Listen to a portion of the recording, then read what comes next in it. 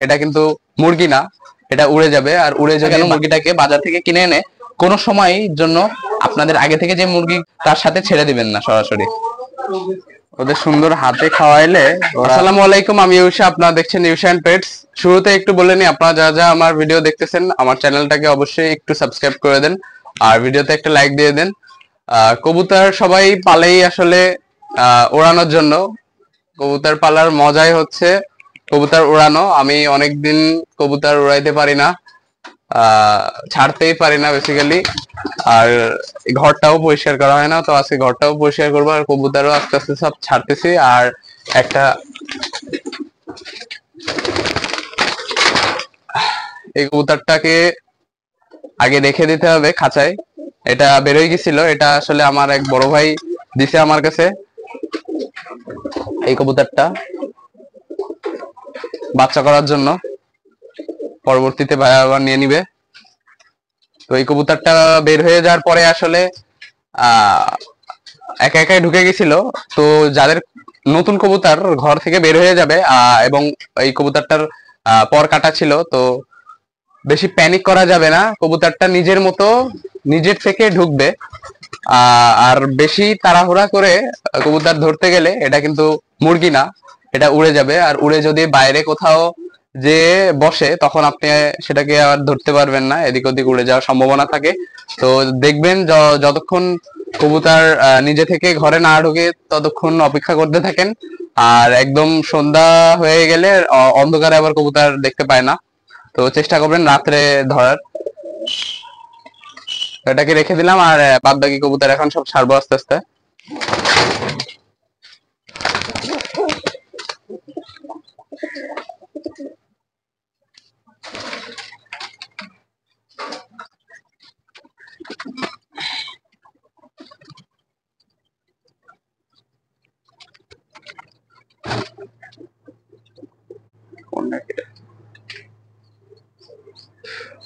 এত পরিমাণ গরম পড়ছে কি আর বলবো, আজকে কবুতরের গোসল দিতেই হবে, নাইলে হবে না।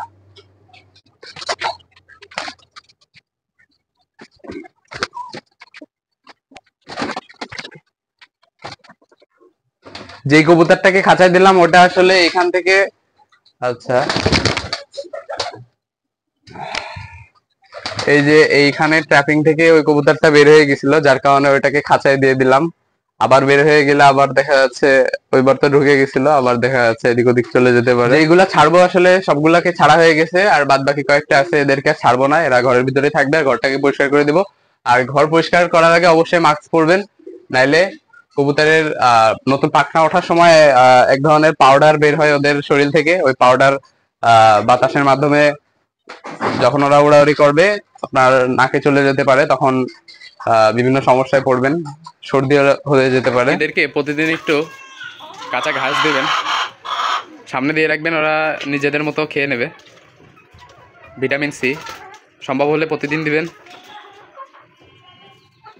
এখন ওদের পেটে ক্ষুধা নাই, যার কারণে সবাই খাচ্ছে না, না হলে সবাই নেমে এখন খেত। আর এই মোরগটা অ্যাডাল্ট হয়েছে নতুন নতুন, যার কারণে এর ভয় দিতে এরা নিচেই নামতেছে না, উপরে উপরে থাকতেছে। এই দুইটাই মোরগ হয়েছে, আর পুরো এই ঘরটার উপর ডমিনেট করতেছে একেবারে, সবাই তাড়াই তুড়াই বেড়াচ্ছে। বিকালবেলায় একটা কবুতর বাইরে ছিল, তাই একটু কম খেতে দিয়েছিলাম, তাই এখন খাবারের পটটা দেওয়ার সাথে সাথে সবাই সারিবদ্ধভাবে দাঁড়িয়ে গেছে, ক্ষুধা লাগছে ওদের। এই দিয়ে দিলাম সবাইকে খেতে।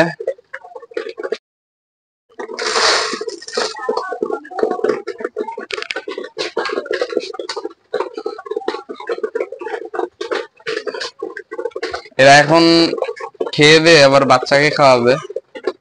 এরা এই যে এই খাবারটা খাচ্ছে, ধান, গম আর ভুট্টা। এরা কিন্তু বাচ্চারে এই খাবারটাই খাওয়াবে না, বাচ্চারে এরা স্পেশালি পিজিয়ন মিল্ক খাওয়াবে, মানে কবুতর বাচ্চাকে দুধ খাওয়ায় প্রথম 1 থেকে 2 সপ্তাহ।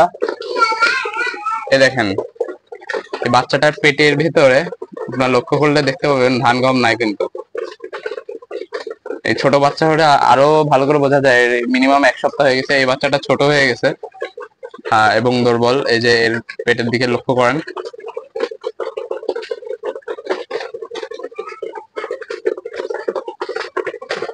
ছোট বাচ্চা নাই, তাহলে আরো ভালো করে দেখাতে পারতাম ব্যাপারটা। এখানে নিচে দুইটা ডিম নিয়ে বসে আছে। এখন এই যে কালো কবুতরটা আর এই কবুতরটা পেয়ার নিছে, এদের দুইজনের ডিম এখানে এই যে ওরা তাওয়া দিচ্ছে। এখন খেয়ে দিয়ে আবার বসে পড়বে।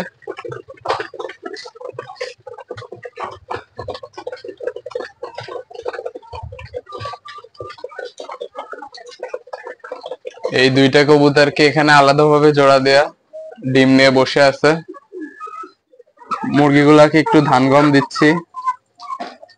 ওদের সুন্দর হাতে খাওয়াইলে ওরা, আগে আমারে ভয় পাইতো প্রচুর, কিন্তু এখন ওই হাতে খাওয়ায় খাওয়ায় ওরা আমারে একটু কম ভয় পায়।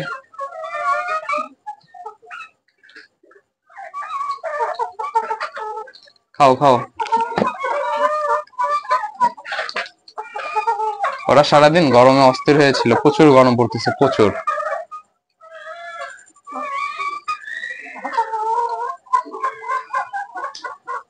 একটা সুইট লেমন গাছ কিনা হয়েছিল, সুইট লেমন গাছে লেবু ধরেছে প্রথমবার। বাজার থেকে সুস্থ স্বাভাবিক মুরগি কিনে এনে এখানে রেখে দিয়ে দেখতেছিলাম ওর ভিতরে ভিতরে কোনো ভাইরাস আছে কিনা। যেটা ভাবছিলাম সেটাই, রেখে দেওয়ার পর পরে দেখি যে ওর আস্তে আস্তে অসুস্থ হয়ে যায়। তারপরে ওকে মেডিসিন দিয়ে সুস্থ করে এখন 2 থেকে 3 দিন পরে ভাবতেছি আমার মুরগির সাথে ওকে ছেড়ে দিব।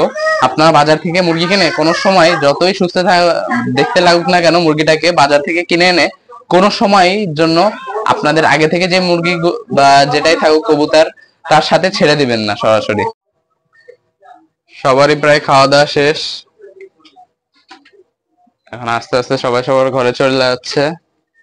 এই যে বাচ্চার কাছে চলে আসছে মা, ওই যে তাওয়া দিতে চলে গেছে।